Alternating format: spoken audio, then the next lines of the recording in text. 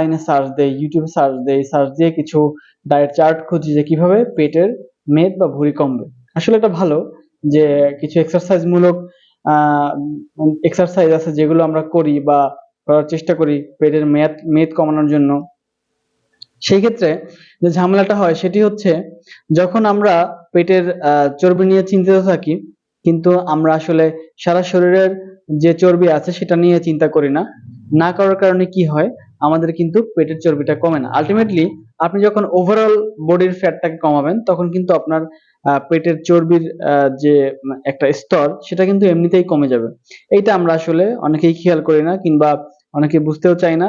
আমরা আসলে এভাবে ভুল পথে ব্যায়াম করে বা কিংবা খাবারের মাধ্যমে আমরা চেষ্টা করি পেটের ফ্যাটটাকে কমানোর। কিন্তু আসলে ওভারঅল বডিতেই যে আপনার একটা ওভারওয়েট কিংবা একটা চর্বি জমে আছে সেটা কিন্তু আপনার খেয়াল রাখতে হবে, লক্ষ্য রাখতে হবে। দ্বিতীয় যে ব্যাপার